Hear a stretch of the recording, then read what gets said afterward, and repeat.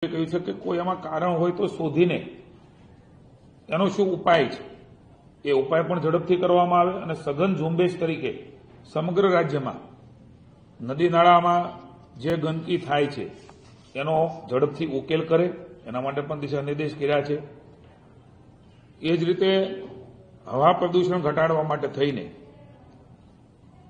અત્યારથી જ એલર્ટ થઈને આવનારા સમયની અંદર પરિસ્થિતિઓ નિર્માણ ન થાય એમના માટે એક એક્શન પ્લાન તૈયાર કરવો। રોડ એન્ડ બિલ્ડિંગ વિભાગ હોય, પર્યાવરણ હોય, તમામ કન્સર્ટ વિભાગો છે એ વિભાગોની સાથે મળીને એ સમય સાથે ભવિષ્યમાં ચેલેન્જીસને આપણે કંટ્રોલ કરી શકીએ એના માટે થઈને દિશા નિર્દેશ મને અધ્યક્ષશ્રી આપ્યા છે। ખાસ કરીને હમણાં જે ચિંતન શિબિર થઈ છે ધરમપુર ખાતે શ્રીમદ આચંદન આશ્રમમાં, એમાં જે મંથન થયું છે, ચર્ચાઓ થઈ છે અધિકારીશ્રીઓ સાથે, સચિવો સાથે, મંત્રીશ્રીઓ, માનનીય મુખ્યમંત્રીશ્રી, નાયબ મુખ્યમંત્રીશ્રીનું માર્ગદર્શન મળ્યું છે।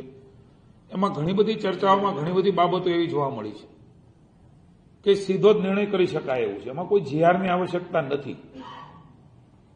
તમામ ડીડીઓ, તમામ કમિશનરશ્રીઓ, તમામ કલેક્ટરશ્રીઓને સીએસને માનનીય મુખ્યમંત્રીશ્રીએ આદેશ કર્યો છે કે તરત જ સૂચના આપીને એ જ્યાં જીઆરની જરૂર નથી એ પ્રકારના જે નિર્ણયો કરવાના અટકતા હતા ચર્ચા દરમિયાન મંથનમાં જે અમને જોવા મળ્યું એ પ્રમાણે તરત જ એ નિર્ણયો કરીને રાજ્યની જનતાના હિતમાં ત્વરિત એ પ્રશ્નોનો નિકાલ થાય એમના માટેની સૂચનાઓ માનનીય મુખ્યમંત્રીશ્રીએ આપી છે।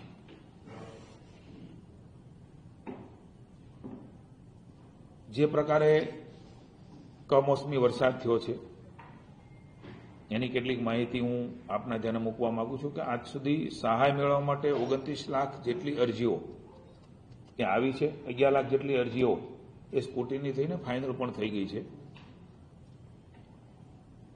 આજ દિન સુધી 4.91 લાખથી વધુ નુકસાનગ્રસ્ત ખેડૂતોને સહાય આપવાનું પણ શરૂ થયું છે। 1497.71 કરોડના બિલો પણ એ તૈયાર થઈ ચૂક્યા છે। આથી વધારાના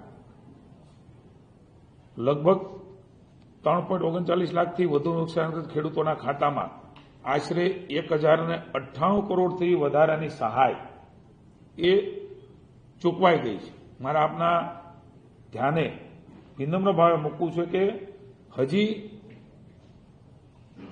એ ફોર્મ મેળવવાનું શરૂ છે, ફોર્મ ભરવાનું શરૂ છે।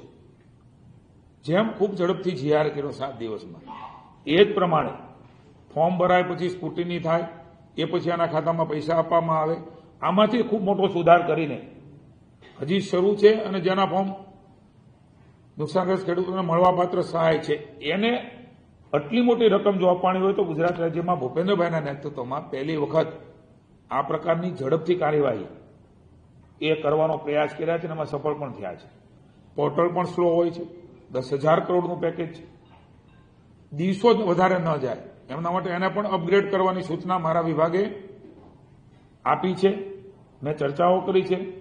ડીએસટી વિભાગે મને જણાવતા આનંદ થાય છે કે ગઈકાલ સુધી 500 કરોડ ચૂકવાના હતા પણ ગઈકાલે અપગ્રેડ કર્યું તો સીધા જ 1100 કરોડ રૂપિયા ટોટલ, એટલે 400 કરોડ રૂપિયા જ બપોર સુધીમાં અપાઈ ગયા।